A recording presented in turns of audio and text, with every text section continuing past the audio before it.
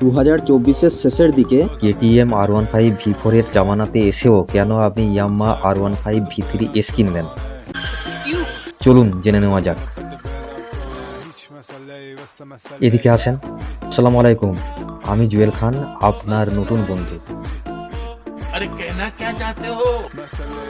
আজটা এমন কারণ বলবো যেটার জন্য আপনি R15S কিনবেন। কেন? अबे जल्दी बोल, कल सुबह पनवेल निकलना है। एहे, रहा नहीं जाता, तड़प ही ऐसी है ना। চলুন দেখা যাক।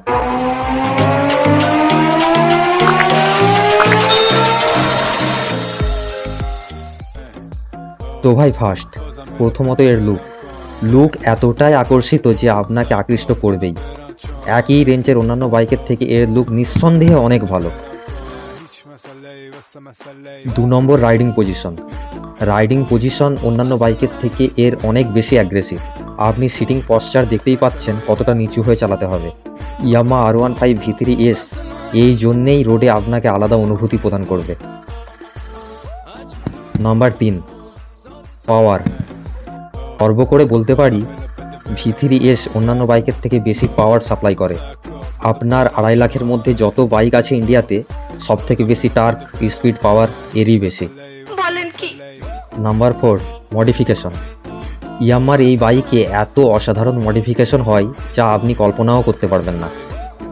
R15 V4, KTM বা RC আপনি নিতেই পারেন, তবে মডিফিকেশনে ওদেরকে গুনে গুনে 10 গোল দেওয়ার ক্ষমতা R15 V3 বরাবরই আছে।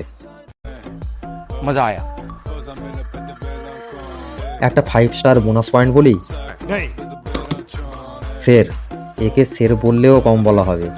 V4 দেখতে অনেকটা সরু, KTM ছাপড়ি বিচ্ছিরি। বিশেষ করে ওর হেডলাইটটা আমার পার্সোনালি একদম পছন্দ নয়, কিন্তু এর লুক দেখেন অসাধারণ, মনে হচ্ছে একটা শের দাঁড়িয়ে আছে। আর সর্বশেষ হচ্ছে 5 নম্বর, যেটার জন্যই পার্সোনালি গাড়িটি আমার নেওয়া, সেটা হলো এর সিট।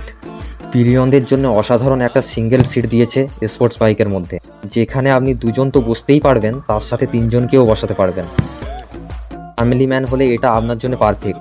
অসাধারণ একটা বাইক। এরকম আরও অসাধারণ ভিডিও পেতে আমার সঙ্গে বন্ধুত্ব করুন। লাইক, শেয়ার, কমেন্ট, সাবস্ক্রাইব করুন ফটাফট। All the best. বাই।